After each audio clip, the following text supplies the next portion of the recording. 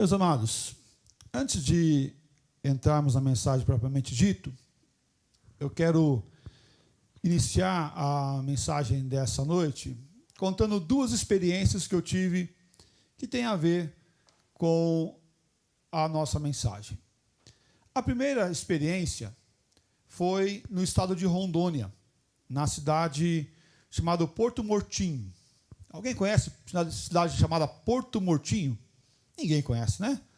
É divisa com Bolívia, banhada pelo rio Guaporé. Nessa cidade de Porto Murtinho, ou melhor, Costa Marques, desculpa, na cidade de Costa Marques. Na cidade de Costa Marques tem um rio chamado Rio Guaporé. O rio Guaporé é divisa entre Bolívia e Brasil. E é interessante que nessa cidade tem um forte, chamado Forte Príncipe da Beira. Foi construída no tempo onde o Brasil estava defendendo as suas fronteiras ainda. E esse forte ficava lá, canhões posicionados para afundar barcos que ali travegavam com exércitos para lutar pelo território brasileiro. E o Brasil, para defender o seu território, na época do Império ainda, construiu esse forte e assim colocava os canhões nesse lugar e afundavam os barcos que ali passavam, os navios que ali passavam, levando mercadorias e algumas vezes até soldados. A defesa, através de muros e paredes construídas para esse propósito de defender a terra. A segunda experiência que eu quero contar é quando eu fui lá na Coreia do Sul e visitei a região aonde é tida como região livre de combate. E nas fronteiras também havia um rio, que eu não lembro o nome do rio, há um rio que não lembro o nome dele, é óbvio, né? Se lembrasse não conseguiria falar o nome, né? Que é alguma coisa com xilique, alguma coisa assim, né? É alguma coisa dessa natureza. Mas essa região, chamada de zona desmilitarizada, há também um lugar onde os soldados ficam concentrados, na Coreia do Sul, obviamente, e que você tem ali o exército posto. Mas é interessante também ver e analisar que a cada 500 metros você tem um outro soldado com uma baita de uma arma, rádio e todo munido de ferramentas e roupas e armaduras para estar ali naquele lugar também protegido por barreiras. E eu perguntei, mas não é uma região sem luta? Não é uma região sem guerra? E por que então tem esses homens e esses soldados todos ali posto e pronto para a guerra? Estamos em paz, mas vai que o outro lado, né? Vai que o outro lado acorda pensando que vai dominar a nossa terra e vem a invadir aqui e atravessar o rio. Interessante que quando nós estávamos lá, a equipe que estava visitando a Coreia do Sul, subimos, fomos nessa região, fizemos a observação, e dava para ver o outro lado da Coreia do Norte e também presenciar e ver as dificuldades que a Coreia do Norte passa por questões financeiras, por questões políticas e assim por diante. Mas as fronteiras devem ser protegidas e fortalecidas para que o inimigo não adentre, não invada, não roube, não mate, não defraude. Não imagino o que seria viver dessa forma, com um vizinho que é inimigo de guerra, inimigo quase que mortal, e a qualquer momento pode haver uma sirene tocando e algo vindo contra o nosso país, contra a nossa casa, contra a nossa cidade. Talvez alguns de vocês tenham vivido o período assim, mas eu imagino que deve ser algo terrível, algo muito difícil. Por que eu estou trazendo essa introdução? Eu quero convidar você a abrir sua Bíblia, lá em Neemias, capítulo 3, versículo 8. E nós temos como tema de hoje, Muro Largo. Muro Largo. E o texto, ele fala assim: Ao seu lado, reparou Uziel, filho de Haraías, um dos ourives. Junto dele, Ananias, um dos perfumaristas. O que faz perfumaristas? Perfume. E embalsamava também as pessoas. Mexia com morto. E restauraram Jerusalém até ao muro largo. E restauraram Jerusalém até o muro largo. Pai de amor, fala conosco, ó Deus.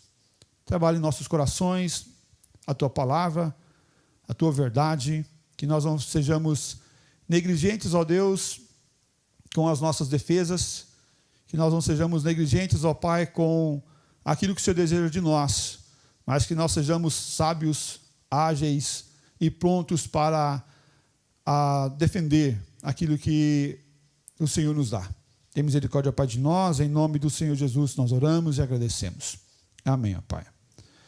Tudo indica que em redor de Jerusalém, da Jerusalém antiga, tinha muros largos. Muros largos.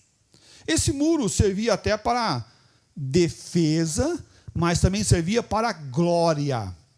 Um muro largo, um muro alto, um muro pronto para a guerra, sim, servia para defesa, mas servia para, olha o quão eles são fortes, olha o quão eles estão preparados, não vamos lutar contra eles, porque eles estão prontos, eles estão, é um povo forte, e isso servia para a glória deles também. Bem como se nós formos para lutar contra uma nação que nós sabemos que tem uma defesa e um exército muito forte, nós vamos falar assim, opa, você vai arrumar encrenca logo com esse país? Que isso, vamos para outro, não tem um mais fraquinho não, né? Não tem um mais fraco. Por que logo com esse país que é forte, que é poderoso, que tem as suas defesas prontas? E é bem essa questão do muro que estabelecia essa questão tanto da defesa quanto da glória que esse muro estabelecia para eles. Talvez você lembre de alguém que morava no muro. Morava no muro. Quem? Raabe. Raabe morava em um muro. A sua casa era no muro. E ela morava nas fortalezas do muro. Tamanho era esse muro. Tamanho era largo esse muro. Tamanho era alto esse muro. E tinha essa condição de não apenas ter casas, mas ter carroças que andavam nesse muro, inclusive uma do lado da outra, andando nesse muro. Mas pensa o custo para construir esse muro, pensa na dificuldade para construir esse muro, pensa o quão seria difícil, teria suas dificuldades na construção desse muro. Não podemos esquecer também que Jerusalém é um símbolo da igreja de Deus. Jerusalém é um símbolo da igreja de Deus. Charles H. Spurgeon, ele disse o seguinte: é sempre bom quando podemos ver de maneira clara, distinta e evidente que ao redor da igreja a que pertencemos se estende um muro largo. Ao redor da igreja ao qual pertencemos se estende um muro largo, um muro forte, um muro estabelecido, um muro claro para trazer glória, sim. O quão esse povo é forte, o quão esse povo está pronto com as suas defesas, mas também para estabelecer princípios que defendem a nossa fé, a nossa caminhada. Por isso eu quero ver 3 pontos sobre essa questão: a segurança, a separação e o deleite. Muro largo. Em primeiro lugar, quero abordar sobre a separação do povo de Deus. A separação do povo de Deus. Ao mesmo tempo que o muro trabalha a segurança, mas ele trabalha também o quê? A separação. Quem é daqui e quem é de lá.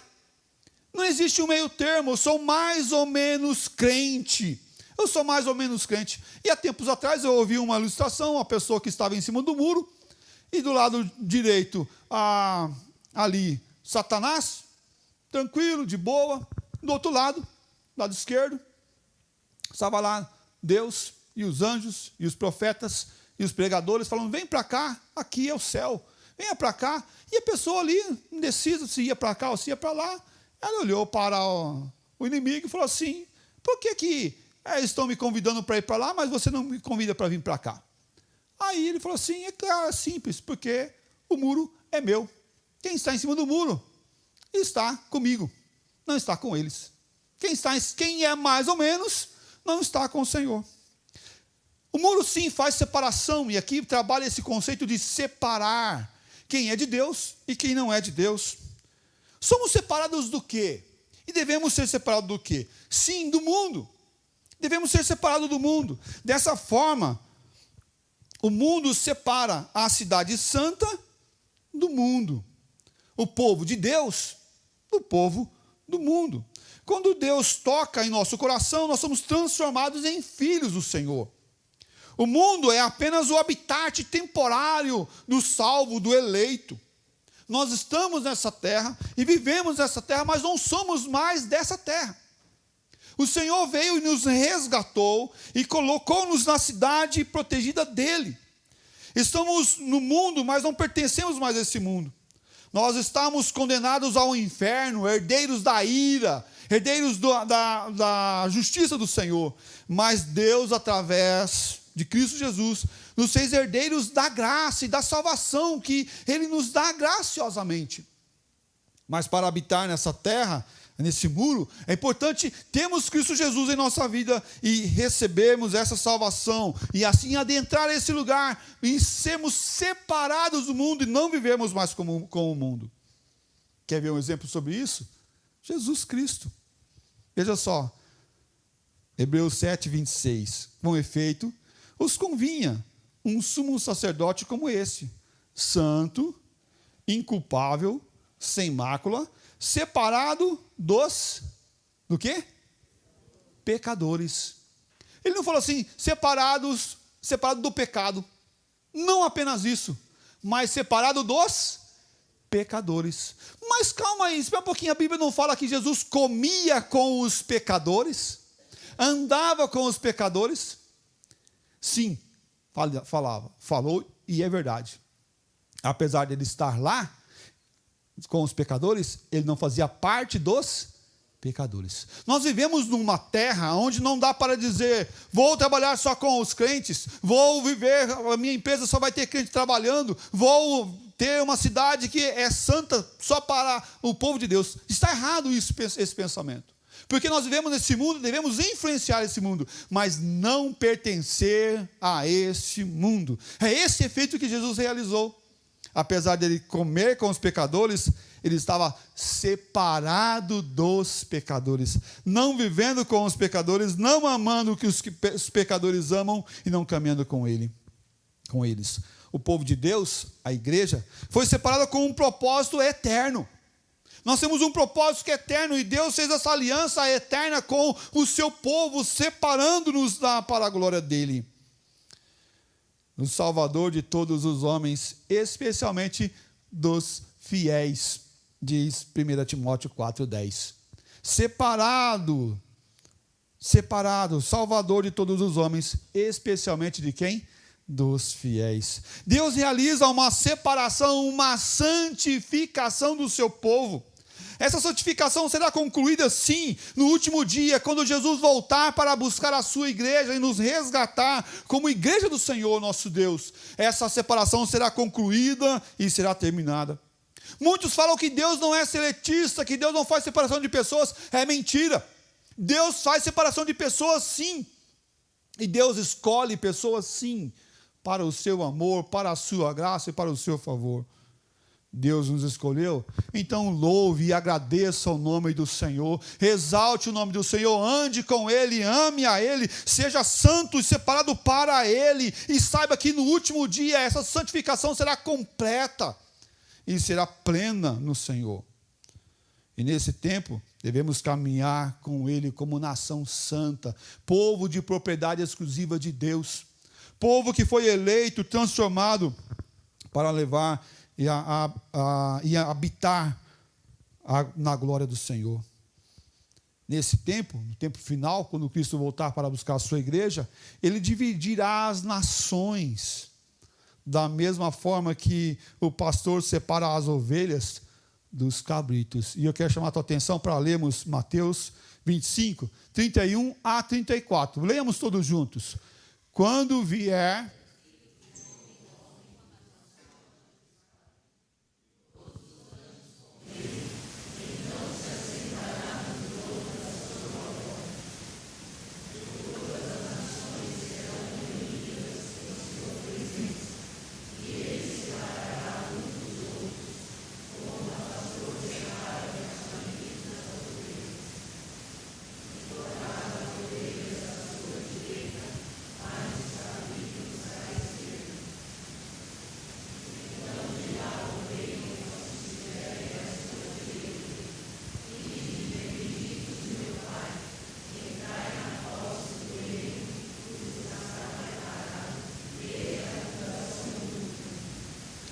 O texto fala que Deus vai pegar os cabritos e as ovelhas e vai deixar tudo num lugar só e vai falar assim: vinde a mim, todos vocês que são cabritos e ovelhas, para a glória de meu Pai. Deus, o texto fala isso?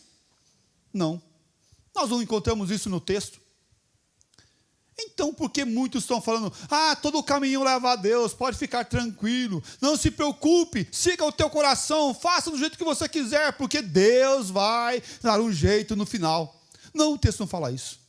O texto fala de forma muito clara, meus amados: e porás as ovelhas à sua direita e os cabritos à sua esquerda. Então dirá o rei aos que estiverem à sua direita: vinde, benditos de meu Pai. E aos que estão à esquerda, vocês não ficam aí, porque vocês não vão vir, não. A separação já aconteceu e está acontecendo a cada dia. Haverá a concretização da separação iniciada há milhares de anos atrás, quando Cristo voltar para buscar a sua igreja. Nós não devemos estar contaminados com o mundo, sendo crentes mundanos, crentes que não glorificam a Deus. Não defendemos uma separação terrena, mas uma separação moral e espiritual. Talvez você possa ter falado para o teu filho há pouco tempo atrás, quando ele pediu assim: mas todo mundo vai naquele lugar. O que você, pai e mãe, fala? Mas você não é todo mundo.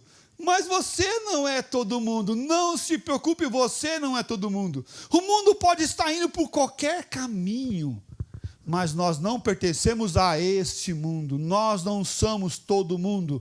Nós somos povo de Deus, nação santa, escolhidos e transformados para a glória dele. Nós defendemos aqui uma separação moral e espiritual. Todas as coisas me convêm, mas nem todas são lícitas. Todas as coisas me convêm, mas nem todas vão me edificar. Todas as coisas me convêm, mas nem todas são prazerosas diante do Senhor. O coração do cristão não pode estar no mundo e em seus prazeres. A alegria do crente deve estar em Deus. Sim, a alegria do crente deve estar em Deus. E crente tem muita alegria que vem dos céus. Os valores do crente é uma alegria eterna, que não acaba, que não é circunstancial. Não é porque tenho muito ou porque tenho pouco, porque devemos aprender a viver alegres no muito, mas também alegres no pouco. Alegres na saúde, mas também alegres na enfermidade.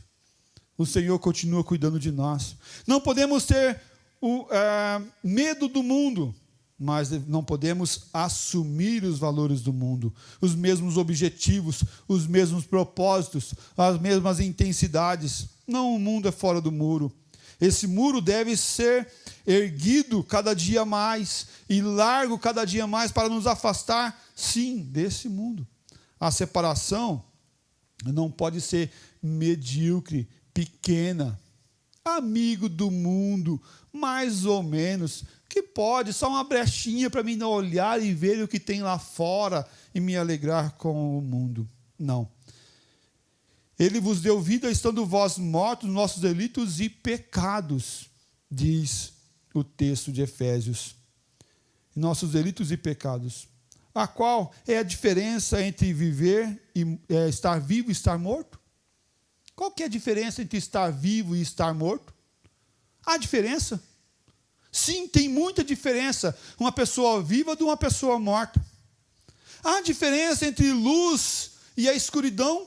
Sim, há muita diferença. E veja o que diz as Escrituras: pois outrora eres trevas, porém agora sois luz no Senhor, andai como filhos da luz. Qual a diferença entre luz e trevas?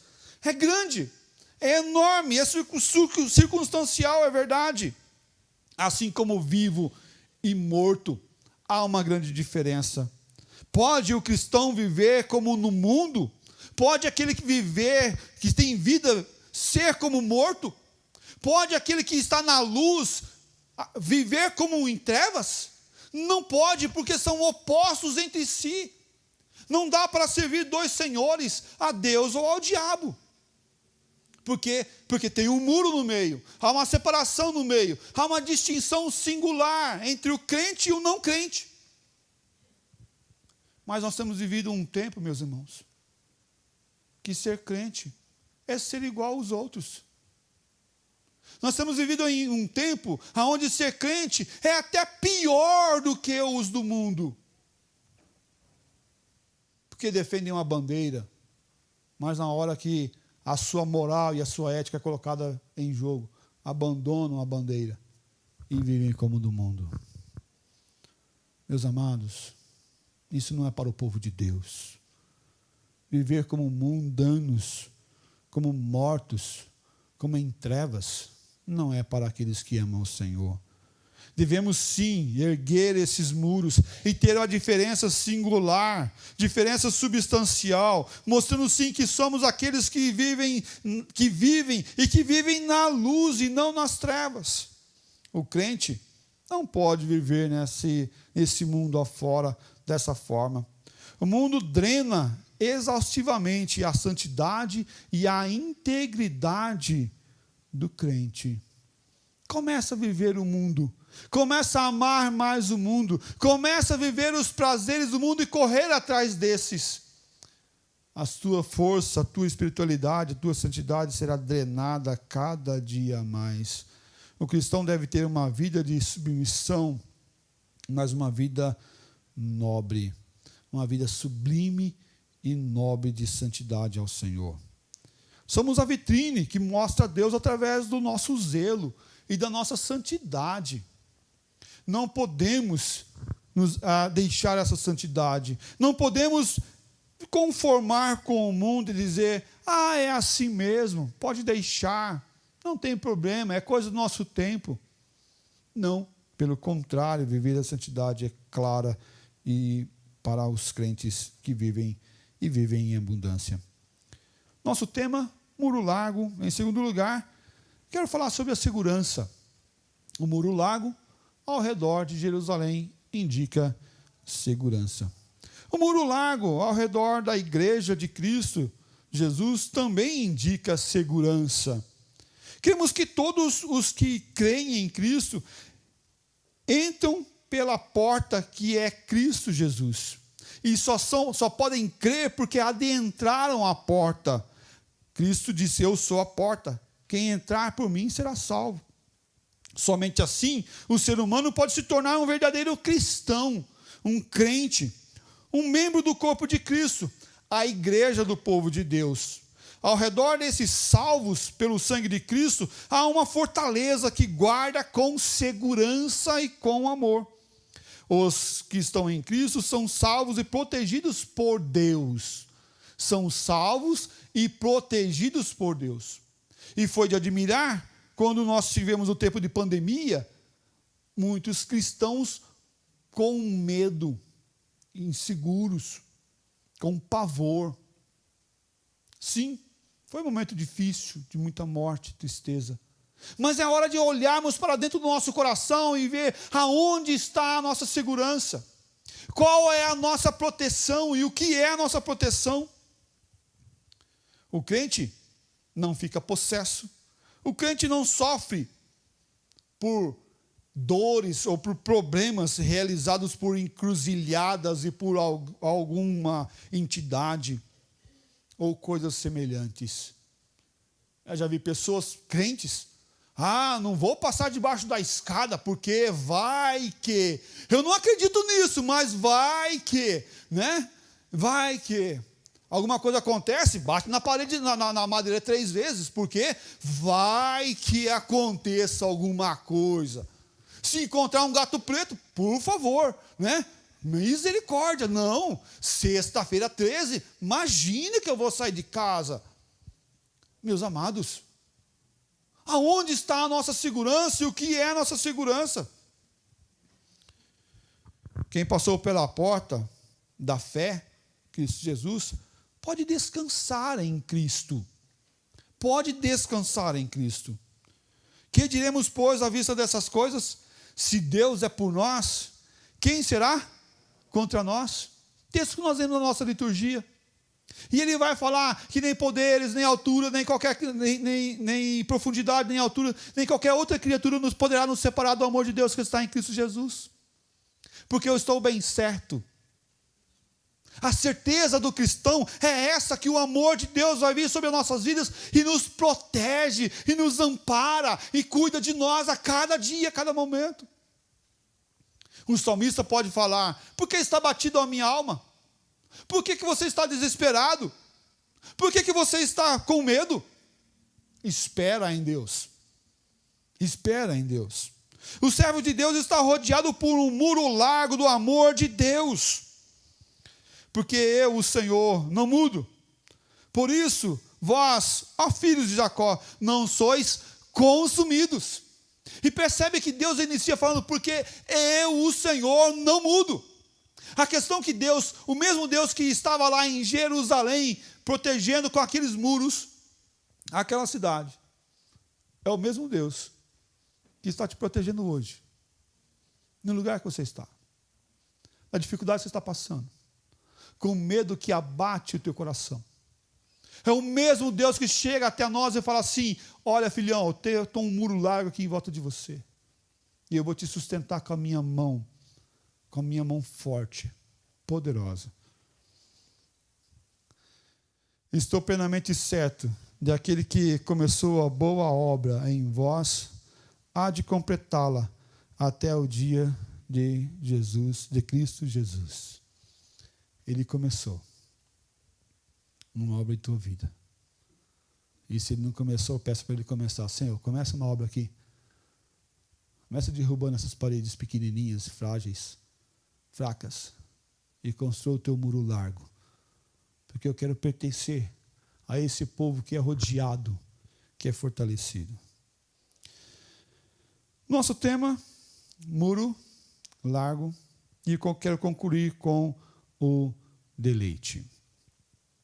Deleite, a alegria.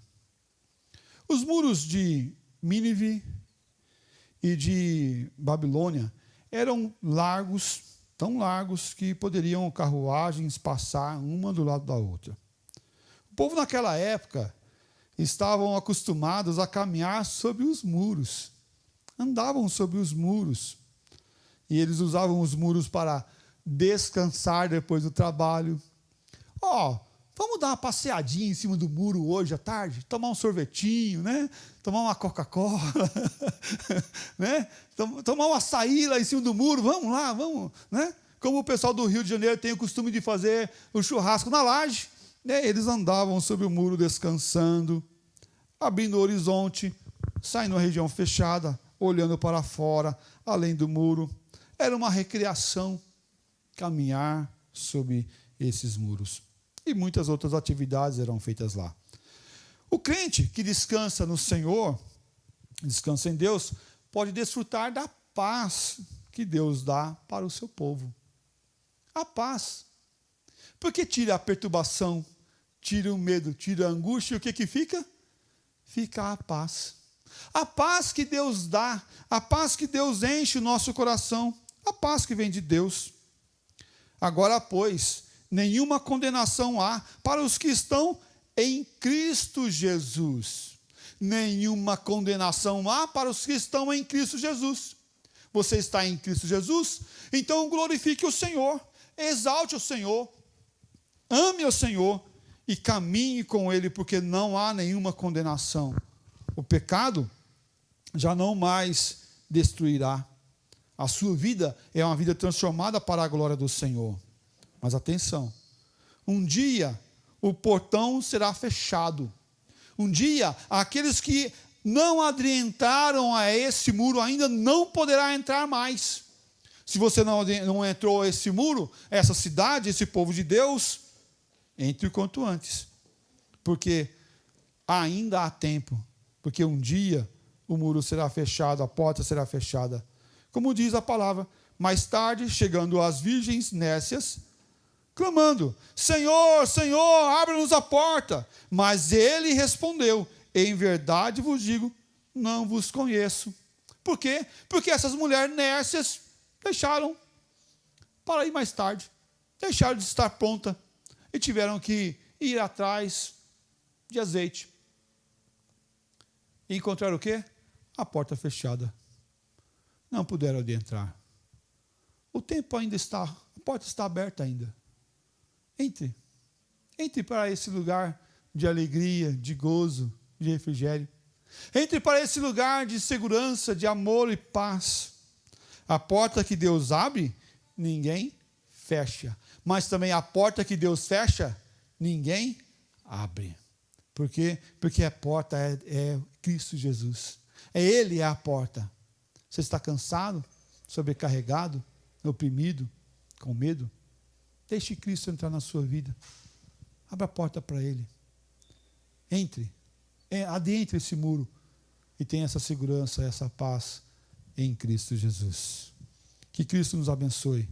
E que possamos viver e termos esse muro alargado a ponto de saber quem é o nosso Deus. Fortalecer princípios e valores que Ele nos dá. A ponto de defender os princípios e valores que Ele nos dá. Tanto para mim, para você, como para os nossos e a nossa família. Em nome de Jesus Cristo. Jesus é a nossa paz. Jesus é a nossa paz. Em nome de Cristo Jesus.